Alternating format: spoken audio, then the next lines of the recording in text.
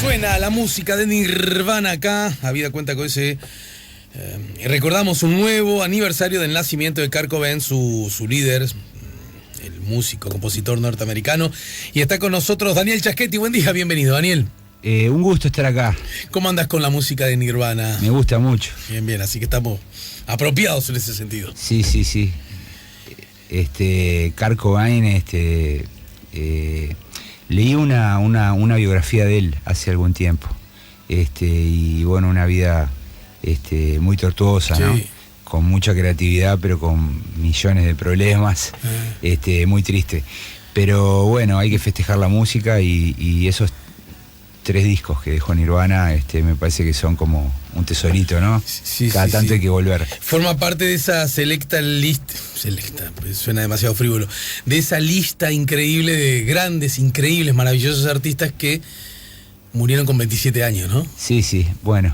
Ahí hay mucho de casualidad, me parece. Por eso no quiero darle un... Pero es inevitable no observarlo también, ¿no? No, es que de hecho él, de acuerdo a esta biografía, lo manejó durante todo el tiempo, ¿no? Uh-huh. Pero bueno, ahí había otra clase de problemas, ¿no? Bueno, acaba de instalarse una nueva legislatura, ¿no es cierto? Y siempre que ocurre esto, bueno, estoy seguro, nunca lo hablamos explícitamente, me parece, mi querido Daniel, pero hasta porque más que de nuestros padres somos hijos de nuestro tiempo. A nosotros nos tocó buena parte de nuestra niñez, juventud, adolescencia, que esto que se instaló no se instalara. No, claro. ¿Verdad? No. Pues es que yo recuerdo, pero lo recuerdo como si fuera hoy, y eso que mi familia estaba lejos de ser una familia muy politizada. Pero recuerdo cuando ocurrieron las elecciones que consagraron como presidente de la República a Juan María Bordaberry. Recuerdo el niño que era, y recuerdo que le pregunté a mi padre, ¿cuándo son las próximas? Y mi padre me dijo, cuando vos estés en quinto de escuela. Y para mí es como que me hubiera dicho 72 siglos más adelante. Uh-huh. Lo peor es que cuando yo estuve en quinto de escuela, no hubo elecciones. No, claro. No, está y sin embargo, ahora... Cuando la democracia se consolida, hay una serie de actos, eventos que se rutinizan y a veces no le damos el valor que deberíamos darle, y a veces los que crecimos sin que hubiese democracia somos más sensibles a darnos cuenta de eso, ¿no? Asumió una nueva legislatura y ninguno de los canales de televisión abierta puso un móvil para transmitir en directo. Solamente Canal 5, Televisión Nacional, hizo una transmisión. Probablemente el 1 de marzo, cuando asuma el presidente, haya transmisiones especiales, pero llama un poco la atención, ¿no? La poca importancia o relevancia que se le da a la asunción de la legislatura. De todas maneras, yo creo que es un hecho sustantivo, porque en Uruguay la política es muy parlamentaria, ¿no? Los gobiernos no pueden tomar grandes decisiones, cambiar rumbos, modificar políticas públicas sin pasar por el Parlamento. Hay otros países donde los presidentes tienen otras herramientas y pueden muchas veces hacer bypass, es decir, gobernar evitando enviar proyectos de ley al Parlamento, pero Uruguay no, la Constitución es muy clara al respecto, el diseño de la relación entre los poderes empuja a que todo el sistema político funcione en el Parlamento. Y por tanto, cuando uno mira el Parlamento, lo que ve allí son los partidos instalados en el Parlamento, ¿no? Los principales líderes, ¿no? Ahí veíamos en la asunción del Senado como José Mujica, expresidente, que era el senador más votado, uh-huh, del sublema más votado dentro del Frente Amplio, le tomó la promesa a Julio María Sanguinetti, ¿no? 2 veces presidente. Eso es muy raro de observar o de ver en otras democracias o en otros sistemas presidenciales. Entonces el Parlamento yo diría que es la casa de los partidos. En el Senado están los líderes, en la Cámara de Diputados está más bien la representación territorial, pero bueno, hay que mirar un poco más al Parlamento, ¿no? A mí me gustaría que nos ayudes a visualizar cuáles son las características especiales de esta legislatura a la que se instala y cuáles serán por ende, sus desafíos. Y por qué no, hijo de ese análisis, cuáles lucen como fortalezas y cuáles lucen como posibles debilidades. Pero antes, incluso el otro día, conversando... ¿Cuándo fue? Quiero ser bien claro. El martes 18, antes de ayer, conversando con el flamante diputado Felipe Schipani, del Partido Colorado, cuando yo le pregunté acerca de si no lucía como, por decirlo menos, una especie de contradicción que una ley de urgente consideración tuviera el volumen en tamaño, en temas que por definición no iban a poder ser discutidos o que tenía que ser inevitablemente discutido bajo determinados parámetros, bueno, lo que ya todos sabemos, ¿no? Si eso de alguna manera no afectaba en algún modo lo que podríamos llamar la calidad democrática en general y la calidad del debate parlamentario en particular. Bueno, el gobierno entendió que no. Pero no quisiera hacer foco en eso, sino que dijo, porque después de todo... nosotros entonces, si eso nos obliga a trabajar más, pues tengamos que trabajar más. Si tenemos que trabajar sábados y domingos, trabajemos más. Si tenemos que trabajar más horas, trabajemos más. Y desarrolló una idea que no es única de Felipe, que hay muchos otros individuos que la tienen, y que es una idea que se promueve constantemente, la idea de que el sistema parlamentario nuestro es poco trabajador, es además ineficiente y además tiene mala calidad y en general se posa sobre él una mirada más bien crítica y negativa, ¿no? Entonces yo dije, bueno, nada mejor que Chaschetti nos ayuda a entender, ¿de verdad laburan tan poco los legisladores? ¿De verdad deberían trabajar mucho más? Hay otros que incluso sostienen que deberían ser muchos menos. Hay otros que sostienen que en lugar de 2 debería ser una cámara, y muchísimos otros, si me apuras buena parte de la población, cree que tienen que ganar 25.000 pesos, ¿no? Es decir, ¿dónde hacemos el justo equilibrio desde esta perspectiva? Bueno, mira, a ver, vos sabés la respuesta que te voy a dar. O sea, yo creo que los parlamentarios trabajan y trabajan mucho. Creo que trabajan, un parlamentario promedio trabaja muchas más horas que un trabajador promedio de la sociedad uruguaya. Pero sin embargo trabajan del 1 al... Las sesiones son del 1 al... no me acuerdo... No, trabajan del 1 al 31 las 24 horas. Mientras yo los domingos estoy mirando fútbol por la televisión, los tipos están recorriendo barrios, hablando con la gente. O sea, como todo grupo humano puede haber alguno que trabaje menos y siempre hay otros que trabajan más. Eso lo medimos el año pasado. De acuerdo, hablamos hicimos de eso. Una columna sobre el esfuerzo parlamentario, pero, o sea, no todos los legisladores trabajan con el mismo ritmo o la misma intensidad, pero lo que te digo es que en líneas generales trabajan.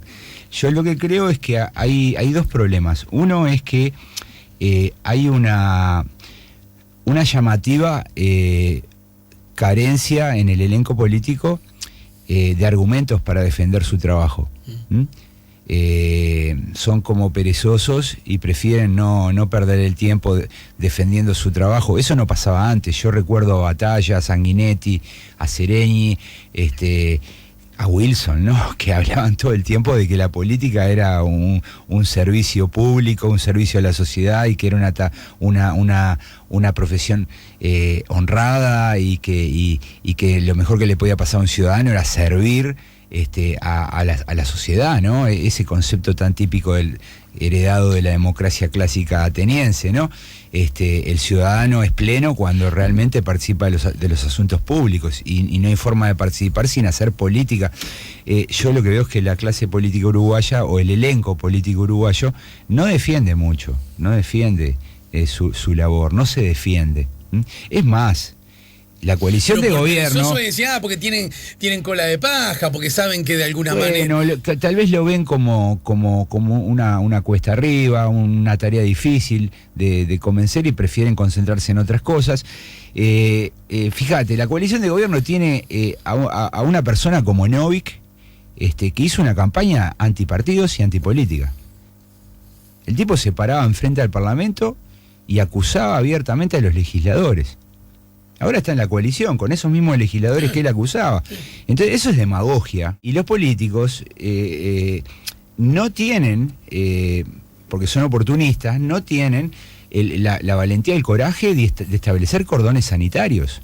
O sea, si Novik pensaba eso, no habría que haberlo incluido. ¿Qué haces con nosotros? Habría que aislarlo, decir, claro, ¿por qué te sentás acá? Con todas las cosas que dijiste. Pero bueno, eso no lo hacen, prefieren sumar, ¿no? Decir, tenemos un quinto partido en la coalición, un votito más, y no hay de parte del elenco político una defensa de su estatus y de su profesión. Por otro lado, a nivel de la sociedad, bueno, hay como corrientes muy profundas a nivel social que cuestionan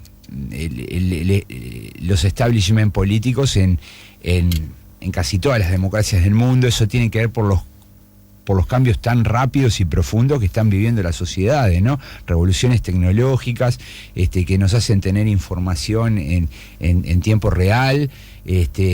Eso pone en jaque muchas veces la representación, y el malestar en las democracias se ha transformado casi en un rasgo común.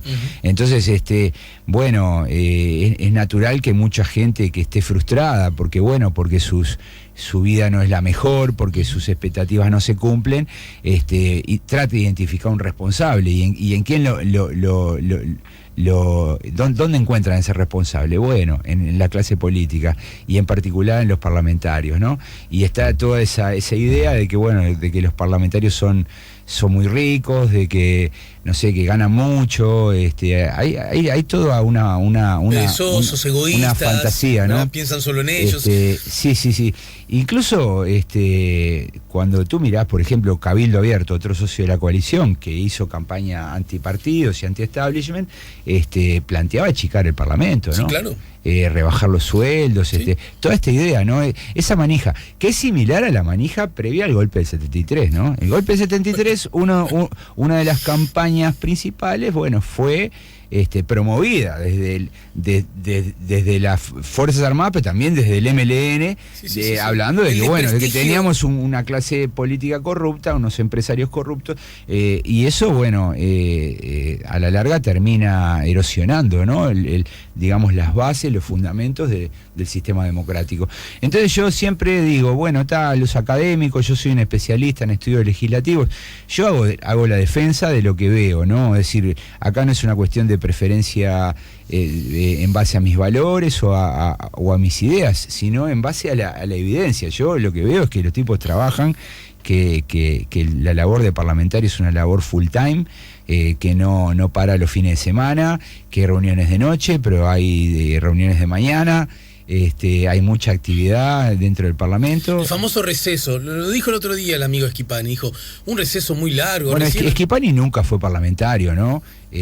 Vamos a ver cuando él sea parlamentario cómo se comporta y qué es lo que él hace, eso lo vamos a evaluar.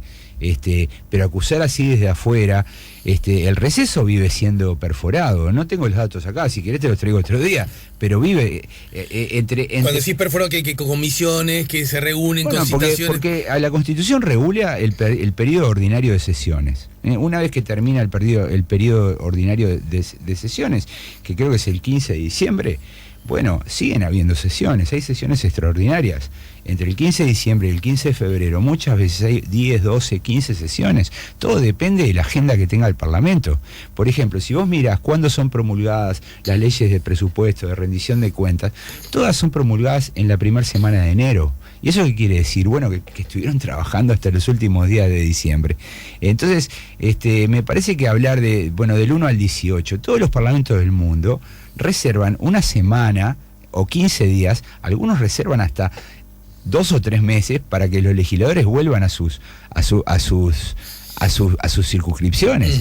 Fíjate que los que critican eso tienen una mirada capitalina absoluta. Claro. No entienden que un legislador de Artigas, de Rivera, de Salto, el Tacuarembó tiene que estar con su tiene gente. que ir y tiene que volver, porque si no, ¿cuál es la otra opción? Que estén yendo y viniendo todo el tiempo.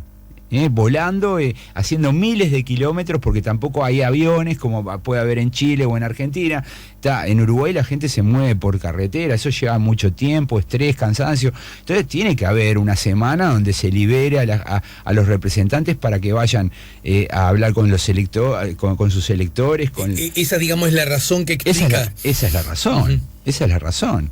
O sea, todos los parlamentos del mundo reservan un periodo que puede ser... No es un mal del Uruguay, digamos. No, pero eso también muestra un absoluto desconocimiento, ¿no? Una ignorancia supina, ¿no? ¿Y por qué sentís vos? Te estoy llevando a otros temas más de carácter filosófico histórico. Sí, yo venía a hablar de otra cosa, pero No, pero me parece hablar. interesante ir a lo otro partiendo de esto. ¿Por qué? Porque vos decís, los parlamentarios no se defienden. Si se tienen que defender es porque alguien los ataca. ¿Por qué el centro de los ataques predilectos es el Parlamento? Incluso muchas veces más que el propio circunstancial presidente de la República, los secretarios de Estado, ministros, otras agencias del Estado, ¿verdad? Es decir, ¿por qué el Parlamento? ¿Dónde se genera esa mirada tan intensamente crítica, que además viene acompañada, como tú lo decís, por mucha desinformación? A ver,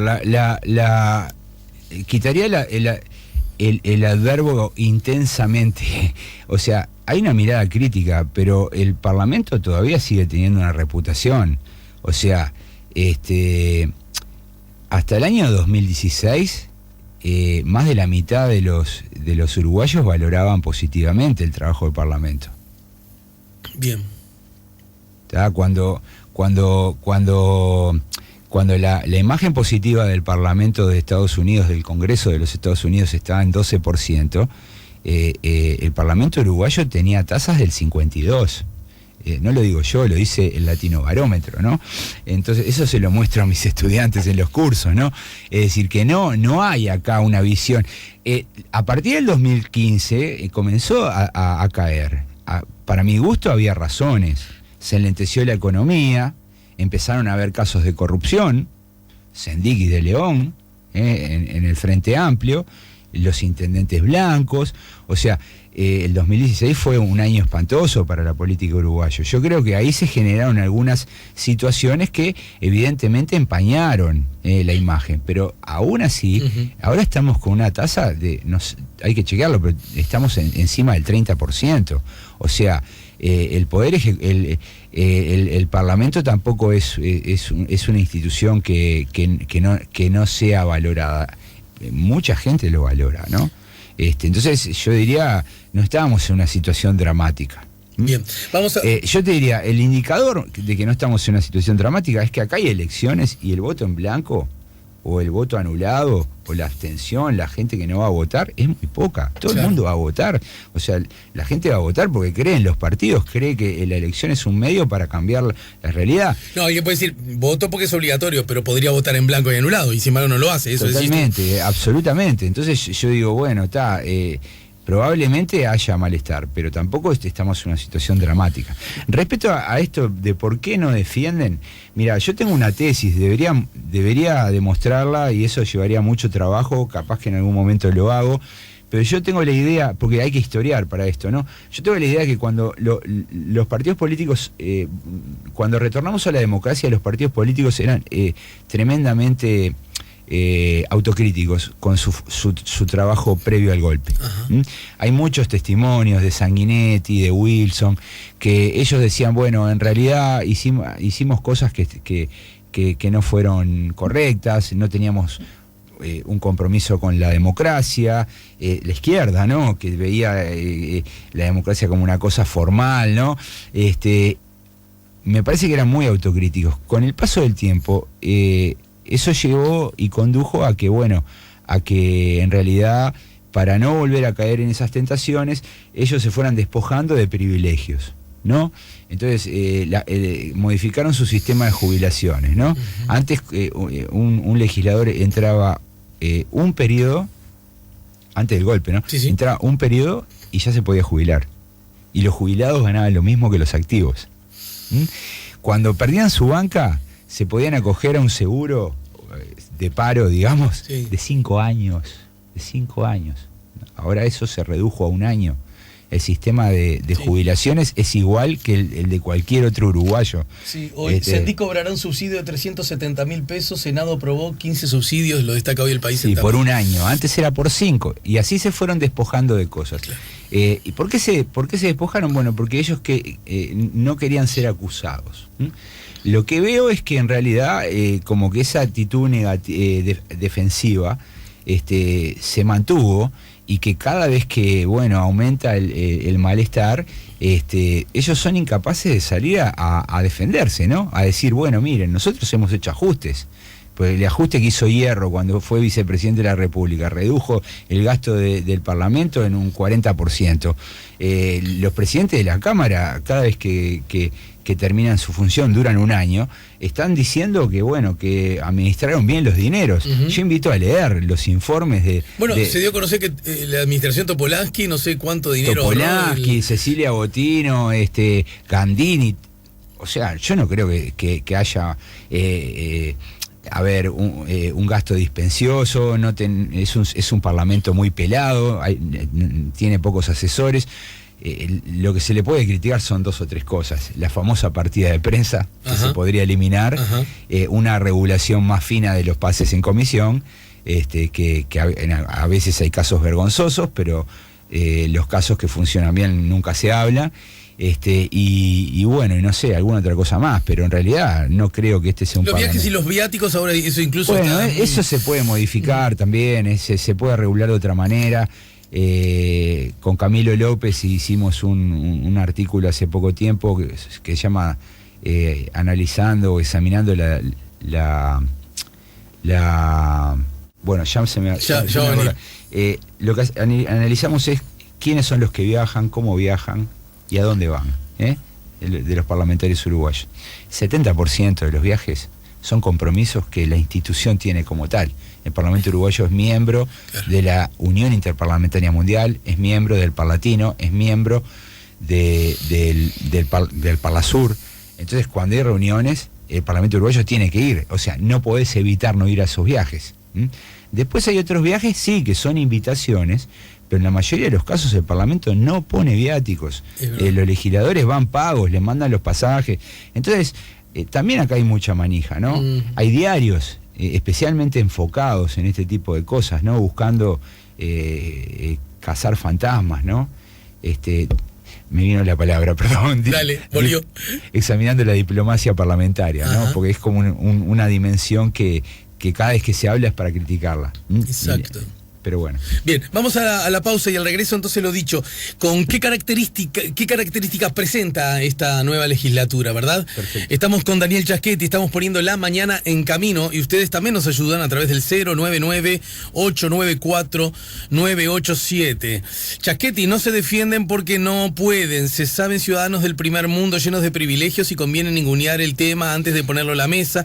Son grupos de negocios que se turnan cada 5 años y tienen una ley madre, jamás escupirse el asado. Yo voy a votar para que no se me multe o me traben una posible emigración y a voces, ya que voy, o a veces no sé, voto a alguien que me cae bien, pero si no fuera punible no iría. Esto lo entiende Carlos. Buen día. Que se tenga una partida para comprar prensa equivalente a 2/3 o más de salario de un docente grado 1 es por lo menos pornográfico cuando la prensa está toda digitalizada. El sistema es costoso y no muestra señales en general de querer cambiar algunas cosas. Saludos, lo dice el profe de historia. Sí, pero trabajan 18 días al mes. No es malo para los que trabajan 24 días y todavía le pagamos el sueldo, el Zapa. Algunos mensajes llegaron antes de algunos comentarios tuyos, también quiero que es justo que lo sepas. Buen día, Ale, sin ironías. ¿En qué momento que no sea campaña política los legisladores van a los barrios hablando con la gente? Le preguntás a Chaschetti por mí, saludos, lo dice Adriana. En Montevideo yo no me animaría a asegurarlo, no he estudiado el tema. En el interior yo me animo a creer que es la inmensa mayoría de las veces, ¿no? Es una práctica común, ¿no? Sin duda. En Montevideo la verdad no sé, no. Bueno, creo que las lógicas son otras, me parece, ¿no? Acá en la capital. Que son otras las lógicas, no hay duda. Pero bueno, hay que mirar bien qué es lo que hace cada uno. Yo he encontrado casos, te puedo nombrar algunos legisladores, ¿no? Donde no paran. ¿Cómo sabemos esto? Bueno, siguiendo sus cuentas de Twitter. Los legisladores, al igual que muchas figuras públicas, van a una reunión, se sacan una foto y la suben.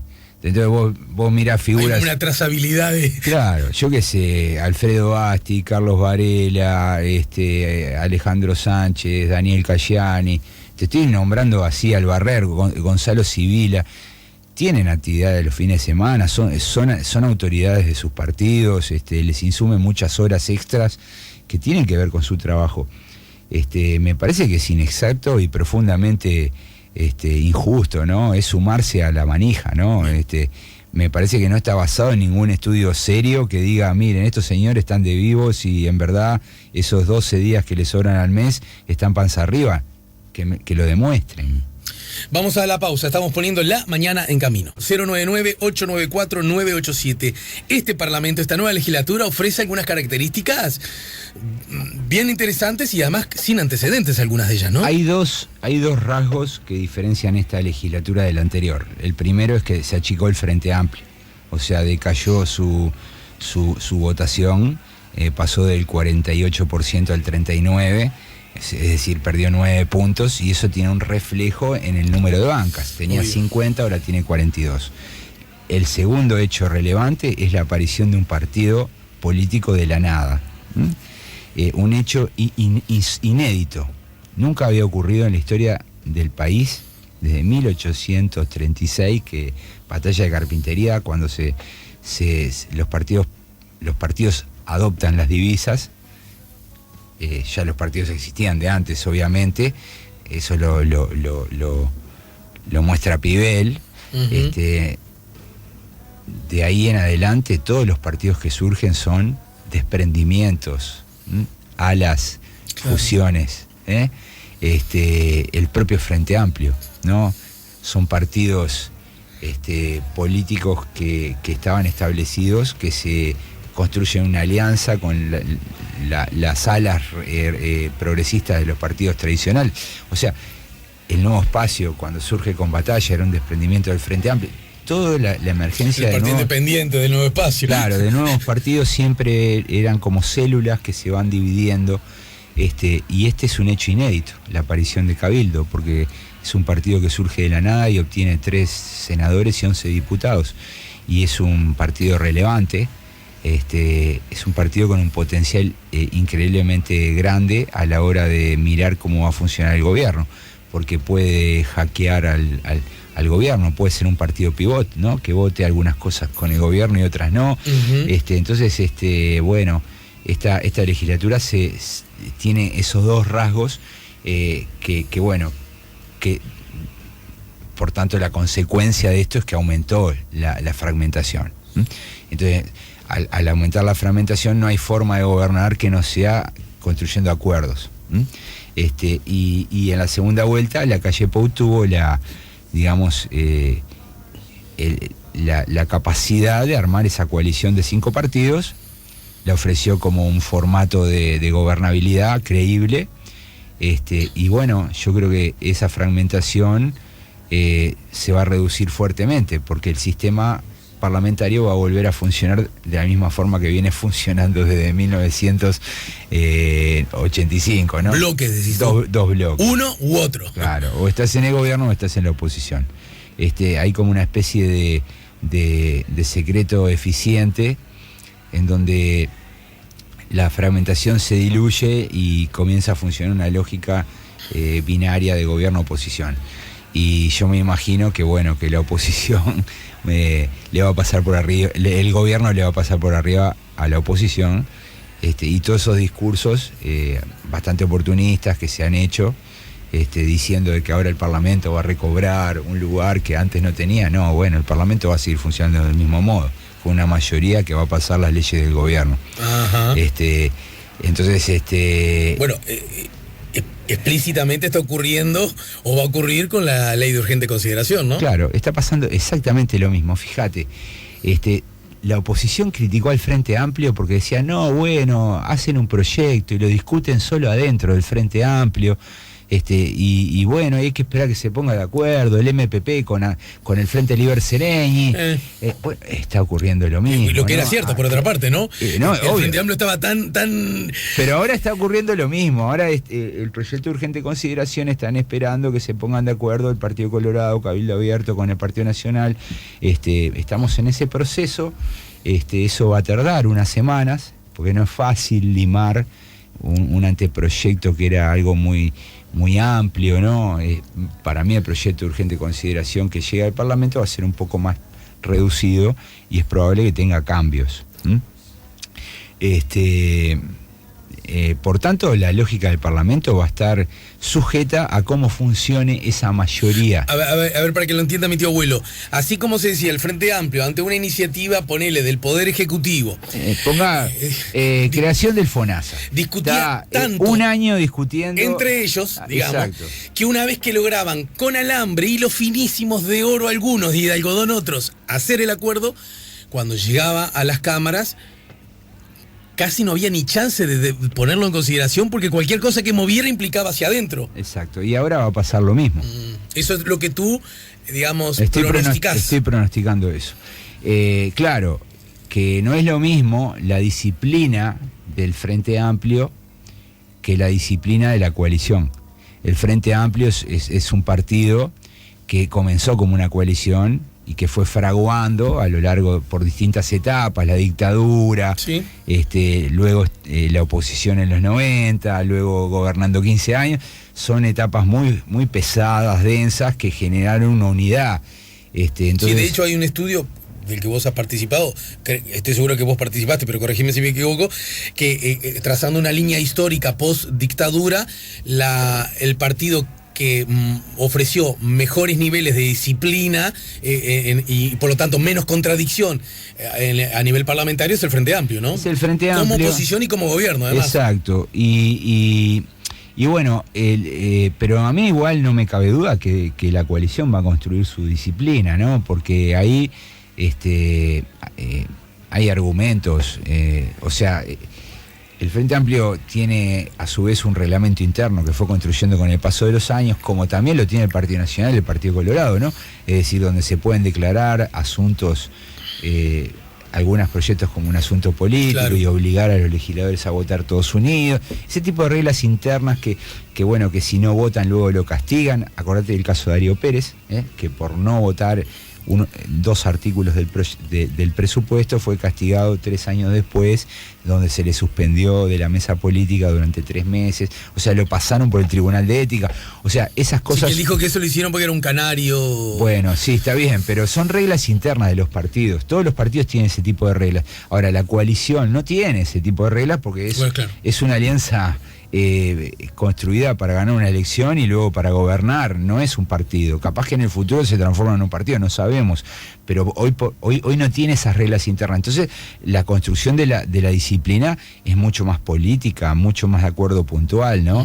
Y por eso la calle Pou lleva a los líderes al gabinete, porque quiere tener la garantía de lo que acuerde. A casi todos, no a todos, ¿no?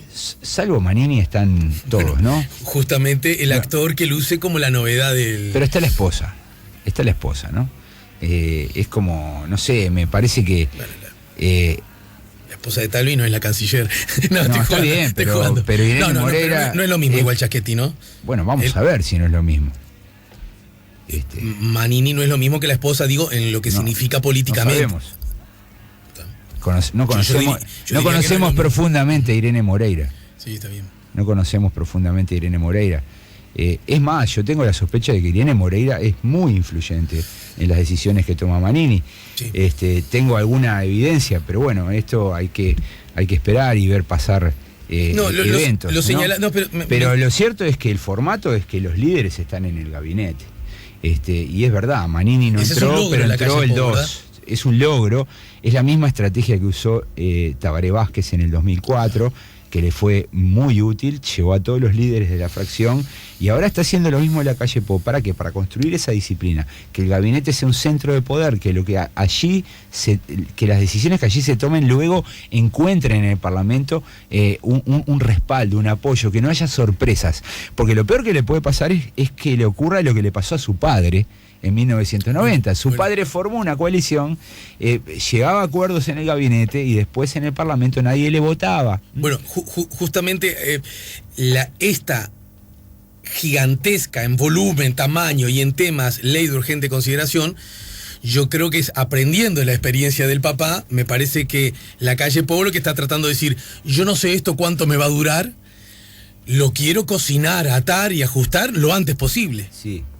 Bueno, sí. ¿No hay algo de eso? Totalmente, o sea, cuando uno mira el proyecto de urgente consideración, entra en ese articulado, se da cuenta, se queda con la idea de que, bueno, este gobierno trata de pasar todo en una sola ley, porque es un verdadero programa de gobierno que va a pasar adentro de una ley.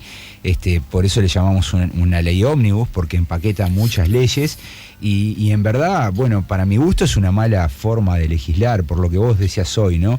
Esto erosiona la discusión, esto erosiona la legitimidad de las normas que se van tomando, ¿no? Porque, bueno, una cosa es que haya disciplina partidaria y que estén los votos, pero no nos olvidemos, por ejemplo, la ley de educación, que va a ser absolutamente cambiada con este proyecto de urgente consideración. Hay 68 artículos referidos que modifican la ley de educación del 2008. La ley de educación del 2008 podrá no gustarte, pero hubo un congreso de la educación, participaron miles de personas. Sí, hasta padres, ¿no? O sea, hubo todo un proceso previo, una construcción de los cambios con la sociedad. Lo mismo la ley de defensa, que hubo un diálogo, las leyes de seguridad social estuvieron vinculadas a procesos de participación. Entonces, acá se va a cambiar todo de un solo golpe, y eso, bueno, puede ser muy eficiente para gobernar, pero perdés legitimidad. No, lo que pone arriba de la mesa... ¿Entiendes? Sí, claro, lo que vos arrancabas, porque de verdad que ha sido una constante, y yo creo que legítima crítica que desde la oposición se hacía acerca de que el Parlamento y los parlamentarios de algún modo estaban, entre comillas, pintados, más allá de que pintado también fue parlamentario, sí, ¿no? Y cuando uno... Había otro pintado también, ¿no? Blanco, que era suplente. Pero después hablamos de eso. Es cierto. Es cierto. Lo que en todo caso uno supone es que, digamos, el poder de iniciativa y de concreción que quiere asumir el futuro gobierno desde el poder ejecutivo, parece que está muy subrayada esa idea, ¿no? Sí, es como que te deja la idea de, bueno, tenemos una sola bala y la tenemos que gastar bien, ¿no? Es una bala de plata y la vamos a gastar bien y con esa bala vamos a pasar todo el programa. Está muy fundado, sí, es verdad, en la idea del padre, en la experiencia de su padre, en la experiencia de Valle, que son coaliciones que se rompieron, y en esa frase, ¿no?, famosa de la calle Herrera que siempre citamos, ¿no?, que él dice: el primer año es de oro, el segundo año es de plata, el tercer año es de bronce, y luego contentate con administrar lo que queda, ¿no? Porque además hay esa idea de que el tiempo útil se va acabando, ¿no? Entonces, bueno, eso está muy, muy metido, ¿no? El Frente Amplio, como tenía una mayoría partidaria, rompió con esa lógica, ¿no? La utilidad del tiempo era todo el periodo. Hay leyes importantísimas pasadas en el último año de la legislatura, en cualquiera de los tres gobiernos. Claro, era mayoría, pero más sin riesgo, excepto el último año, el último periodo, sin riesgo que se deterioraran, ¿verdad? Exacto. A lo sumo, alguno podría ver que se saliera del trillo, pero igual los votos los tenías, ¿no? Y además no es lo mismo ser aún competidores dentro de un partido que ser socios de una coalición, pero además competidores porque son lemas distintos, ¿no? O no, eso no juega un... Es cierto, yo creo que hay como incentivos para retirarse, ¿no? El sistema presidencialista en ese sentido es muy cruel porque si al gobierno le va bien, premia al partido del presidente, y si al gobierno le va mal, castiga a todos por igual, ¿no? Entonces, en el formato coalición, decís vos. Claro, entonces... gana la oposición siempre, digamos. Claro, no, y ¿qué ocurre? Entonces, los incentivos que tienen los socios es Si al gobierno le va mal, me voy cuanto antes. Y si al gobierno le va bien, yo marcho. Busco la forma de salir porque tampoco me va a ir bien. Entonces, en cualquier escenario, la actitud racional es salir del gobierno. Pero hay un problema político que tiene que ver con las razones para salir, ¿no? No se puede salir de cualquier modo, hay que tener buenos argumentos, hay que encontrar motivos, ¿no? Fíjate lo costoso que fue salir para el Partido Nacional en el 2002. El país se caía a pedazos, había habido un feriado bancario, estábamos casi al borde del corralito, la inflación había aumentado, el dólar se había ido a las nubes, explotaban los pobres por todas partes. Y además teníamos a Argentina al lado que estaba Argentina en llamas, ¿no? en llamas, y el Partido Nacional, bueno, tuvo que hacer una convención, discutieron a fondo, tuvieron que interpelar a Mención, no fue una decisión fácil, o sea, para salir hay que tener como buenos argumentos, no se puede salir así porque sí, porque te puede salir mal la jugada. Entonces yo digo, está bien, es probable que la coalición no dure los 5 años, pero yo me pregunto, ¿y cuáles van a ser las razones para irse, no? Tiene que haber algún tipo de motivo, ¿no? De argumento. Por tanto, me parece que, bueno, capaz que ese tipo de asuntos no lo está viendo el gobierno. Es decir, de que tal vez la coalición pueda durar más de lo que ellos piensen, de que no es necesario. ¿Por qué no desglosar esos 68 artículos de la educación y tratarlos aparte? ¿Por qué no desglosar, por ejemplo, el tema de ANCAP, ¿no? Que es tan sensible, o el Código General del Proceso que ha generado la alarma entre los fiscales? No sé, hay cosas que es un paquete demasiado grande, ¿no? Uh-huh. Y bueno, eso genera problemas de todo tipo, ¿no? O sea, no hay tiempo. No hay tiempo para la oposición, pero tampoco hay tiempo para los socios del Partido Nacional. Y un aspecto de esta nueva legislatura, como último elemento que luce también como con ciertas dosis digamos, de novedad, es que hay una subrayada renovación, ¿no? Sí. Bueno, el solo hecho de que Cabildo Abierto ya se haya nutrido de nuevo. No, y la salida de figuras pero muy además importantes, de figuras, ¿verdad? ¿no? Y eso en cuanto a yo qué sé, Liverpool, ¿no? Salimos campeones en el intermedio. Pero claro, termina el año y yo digo, se me fue el técnico. 2 de los muchachos más importantes están con la selección sub-23. Uno lo vendieron a Rosario, ¿no? Entonces digo, la pucha, los que vienen serán buenos, pero son nuevos, ¿no? En el Parlamento pasa este tipo de cosas. Totalmente. Fíjate, a ver, un detalle. El año pasado presentamos este estudio sobre los parlamentarios, los senadores, ¿no? El estudio era sobre el esfuerzo legislativo de los senadores. Y lo que veíamos ahí, voy a abrir la página para mostrarte esto, porque para mi gusto es... No la puedo abrir, pero bueno, lo sé de memoria. El legislador... En todo caso, después si me lo pasás y yo el link lo subo a la página. El legislador más esforzado en el Senado fue Bordaberry. Segundo, Mieres. Sí, lo recuerdo, lo conversamos acá. Ninguno de los dos va a estar en Pará, y el tercero, de memoria lo estoy diciendo, a ver si estoy bien, del Frente Amplio, el que es economista, como es del MPP, que es menos visible, que no es tan visible, que punteaba muy bien. Huelmo. Martínez Huelmo. ¿Estoy equivocado? No sé si es economista, creo que no. Bueno, perdón, quizás me equivoqué. Martínez Huelmo, tampoco está. Tampoco está. Y no es de los que lucía como más visible, sin embargo tenía un muy buen comportamiento parlamentario. Después seguían Rafael Michelini, en el Frente Amplio Rafael Michelini, estaba arriba también. Enrique Pintado, Mónica Xavier, eran los 3 más esforzados. Ninguno de esos 3. En el Partido Nacional estaba Cami, que va a entrar en lugar de Larrañaga, porque claro, Larrañaga va a pasar ministro. Luego venían Delgado, que sale del Parlamento, venía Javier García, venía Luis Alberto Heber, salen todos del Parlamento, ¿no? Entonces, en la Cámara Baja, ¿quiénes eran los más esforzados? El 1-2 era... el 1-2 no, miento. El más esforzado del Partido Nacional era Pablo Dala. El más esforzado del Frente Amplio era Alfredo Bastí. Ninguno de los dos va a estar. Entonces... Que no va a estar, que quede claro, que no va a estar porque no le alcanzaron los votos para estar, porque no es que tomaron la decisión de volverse a sus casas o asumir otras responsabilidades. Eso te lleva a pensar que, bueno, que evidentemente los partidos no protegen a los trabajadores dentro del Parlamento. Es una señal Giacchetti, espantosa. Acudo a su condición de científico. Según con lo que empezábamos hablando, en algún modo, ser un buen legislador no paga. No paga. El público no lo advierte. Mira como... Diría que el único caso, me atrevo a decir, es Bordaberry. Sí. Que creo que está unánimemente reconocido como que este tipo labura, serio, estudioso. Pero... después... Pero no, a ver, yo creo que los ciudadanos eso lo valoran, ¿no? No se valora dentro de los partidos, ¿no?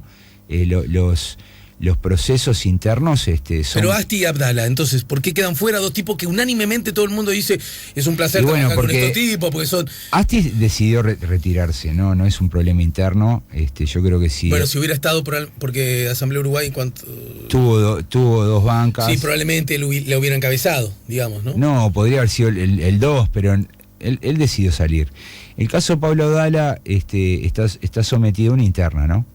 Entonces ahí él perdió y quedó en el segundo lugar y la lista obtuvo una sola banca, entonces que fue la de Gandini. Entonces Pablo Abdala no entró. Capaz que yo lo que digo es que Gandini, que asume como senador porque Moreira, claro, pero no entra Pablo Abdala, no, claro, el que entra es el suplente de Gandini, es Andrés Abt. Pero en realidad el tema es que los partidos muchas veces no protegen a los... para no confundir, Abt no debe estar por Gandini, porque Abt es del lado de la calle. Perdón, sí, me confundí, es Álvaro Viviano. Ajá. Perdón. No, Abt entra por Penades. Sí, está bien. Pero en realidad lo que digo es que no protegen, ¿no? O sea, antes, yo creo que esto es producto de la reforma del 97, ¿no? Esta idea de elecciones internas y que todos marquen votos. Sí. El Frente Amplio no lo hace, lo hacen los partidos tradicionales. Arman las listas y ellos dicen, bueno, esto es más democrático. Es verdad, es más democrático porque el orden queda establecido de acuerdo a los votos que juntan en junio. Pero en realidad lo que ocurre es que, bueno, muchas veces un buen legislador estudioso, que habla en sala, que negocia, que coordina, no necesariamente... No es tan bueno para ganar una interna. O puede ser juntar votos, porque vos mirás... Uno consigue tanta plata. Pero además las internas son muy, muy especiales, ¿no? Se ganan internas con 4.000, 5.000 votos, ¿está? Y de repente un pequeño emprendedor, como yo le llamo, abren 13 clubes en Montevideo, le pagan a unos dirigentes barriales, y juntan esos 4.000, 5.000 votos y terminan ganando una interna y desplazan a alguien que no tiene la capacidad de hacer eso, ¿no? Yo he visto legisladores que se ven sometidos a ese proceso, y la verdad que la pasan muy mal, claro. Además de que se endeudan muchas veces y yo recuerdo, ¿no? Lo tengo clarísimo, así cuando 5 años atrás vos hiciste un desmenuzado análisis acerca de las internas, de la lógica de las internas, 5 años y pico, y porque a alguien le había llamado la atención cómo el Partido Colorado en la interna ocupaba tanto espacio cuando, bueno, era cantado que iba a ser Pedro, ¿no? Sí. Y entonces vos justamente apuntabas a esas lógicas. En el 2014, en junio, tenía 27 listas en Montevideo. Claro. Y uno iba por las calles y decía, pero el Partido Colorado es el partido mayoritario. Fue una trituradora. Claro. Y además... Fallelo primero, Amado segundo, creo. Sí, pero además le abre la puerta a políticos que luego...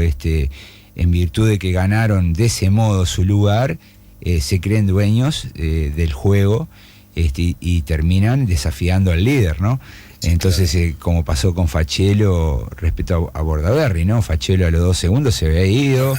Ya no solo desafiaba, se fue del lema. Se fueron todos. Se fue del partido. Se fue Amado, se fue Fachelo. O sea, y todos fueron seleccionados mediante este procedimiento. Entonces, bueno, las internas genera eso y desplaza buenos legisladores. Recuerdo que el expresidente Valle, una vez conversando, ahí donde estás sentado vos, cuando justamente, fruto lógica de esa interna, encabezó para la lista 15 a diputados de Montevideo, se me fue el nombre, Palo y Palo. ¿Cómo es?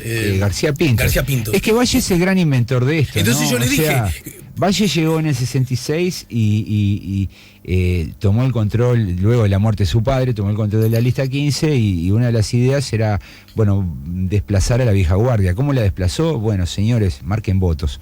Y mucha gente se fue para la casa o directamente salió de la competencia porque en realidad no tenían ni los medios ni estaban acostumbrados a marcar votos. Yo recuerdo que el propio Jorge acá dijo, porque yo le dije, discúlpeme Jorge, entiendo la lógica que marcó votos más García Pintos, ¿no? Ahora, si a mí me preguntan, García Pintos, ¿es el principal representante, exponente de lo que significa políticamente, históricamente, filosóficamente la 15? No. No. Y él me dijo, tiene razón. Y claro. No, es horrible. Y terminan destruyendo a los grupos de ese modo, ¿no? Entonces no hay protección de los buenos legisladores. Y eso es un problema, porque la señal que se le da pero entonces, a estos 130 que entran es, ojo, tu carrera política no va a estar centrada en todo lo bueno que puedas hacer adentro del edificio de las leyes, sino que tu carrera política va a depender más de otros asuntos, de otros asuntos. Esto es a nivel de diputados. En el Senado es distinto, ¿no? Pero también en el Senado lo que he visto es que también no hay tanto una sensibilidad hacia los buenos legisladores tan fuerte como sí a los intendentes que no tienen reelección. Es decir, está instalada la idea como que hay algunos intendentes del interior del país que adornan mucho la lista, le generan votos seguros en determinados departamentos y son permanentemente incluidos, ¿no? Entonces, siempre hay, como que se gana su derecho a estar en un lugar privilegiado. Sí, tenemos 5 o 6 senadores en cada legislatura que fueron ex intendentes, que bueno, que tienen el problema de que pueden terminar siendo como diputados del departamento, ¿no? A veces no. Claro, también Moreira, por ejemplo, era senador y el tipo estaba enfocado en la política nacional. Bueno, ¿no? No estaba ocupado todo el tiempo en Colombia, en Colonia, digo, pero hay casos de, senadores que entran al Senado, pues están todo el tiempo preocupados. Y ofician como Besosi, si fueran... por ejemplo, el senador Besosi. Claro. Vos mirá lo que hacía Besosi, estaba todo el tiempo preocupado por lo que pasaba en Soriano. Claro. Y había pedidos de informe y hablaba de Soriano. Yo recuerdo un caso que además ustedes lo estudiaron mucho, tenía que ver con el caso Larrañaga, aquel joven intendente pujante, figura nueva que se comía a los nenes crudos, bla, bla. Sin embargo, todo el mundo, la academia incluso entendió que su bautismo de fuego político era como senador de la República transformándose en una figura nacional. Exacto. Que lo terminó siendo disputándole a Tabaré Vázquez. Sí, lo que pasa que, bueno, él tenía ahí... aquella elección, en ¿no? el 99 él tenía ahí una situación favorable. En el Partido Nacional había tenido la peor elección de su historia, se había reducido un 23% del voto, el Partido Nacional estaba mal, el herrerismo era era dominante, Carlos Julio Pereira estaba al final de su trayectoria y él era como el único que podía desafiar a la calle Herrera. Y entonces él surgió en el grupo de los intendentes, pero rápidamente encabezó. Entonces yo creo que la Reñán fue como un caso especial. La mayoría de los intendentes que llegan al Senado llegan como que llegan a un limbo, ¿no? Van a estar por 5 años. Exceptuando Moreira, está bien que lo haya recordado, porque Moreira se transformó en un senador de fuste, Moreira ¿no? se vio obligado, porque Moreira, cuando se cumplió su primera legislatura, él fue a competir a Colonia, como hacen todos, ¿no? Claro. Van a competir de vuelta a su departamento, y perdió. Claro. Con Zimmer. Y se tuvo que quedar. Entonces se quedó, y bueno, y ahí se transformó, hizo las famosas interpelaciones por Pluna. Exacto. Era el ministro del Interior de la calle Pou, pero bueno, surgió el problema de las cintas, de las grabaciones, perdón, de las pasantías y bueno. Ministro del Interior y antes era el nombre de ser circulaba. El candidato a vicepresidente. En un momento en la calle Pou estuvo entre Beatriz y Moreira. Sí. Bueno, mi querido, te dejo un abrazo, bueno, gracias por todo. La verdad que te chupé bastante la sangre. Un poco por las ramas, pero me parece que yo diría que estuvo bien. Muchas gracias, Daniel, como siempre. Bueno, y de carnaval ni te pregunto porque sos muy carnavalero, porque este año estás un poco alejado de la fiesta. No estoy muy alejado porque miro la televisión. Pero me permito recordar respetuosa y amablemente que igual no es lo mismo.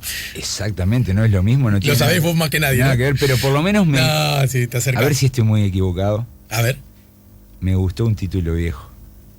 Ah, no, claro. No, Muy es bien, te diría que es una de las, para que no se ofenda a nadie, porque es una de las 5. Muy linda murga. Creo que podría decir menos. Es una de las 5. Me falta ver. No, hay 3 murgas que se están posicionando como, digamos, en una especie de escalón más alto, que son Un título viejo, Agarrate Catalina y La trasnochada. Por distintas razones y con distintas lógicas. Pero es un año maravilloso de murgas. Maravilloso. Sí. Con el queso magro, mejor que nunca. Amo el queso magro, admito que es una debilidad. Con los pasteles y su presunta polémica, que creo que es... está muy bien el pastel, probablemente mejor que nunca.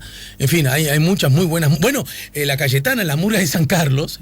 Está bien. Está muy bien que la murga, digamos, disidente, después del cisma con la clave. Bueno, claro. En fin, bárbaro. Gran año de murgas, ¿eh? Bueno, muy bien. La mojigata, que siempre tira el tiro, el chico lo tira lejos. Me voy a poner a tiro. No, te tenés que poner a tiro allá en el velódromo. Ya volvemos con La Mañana en Camino.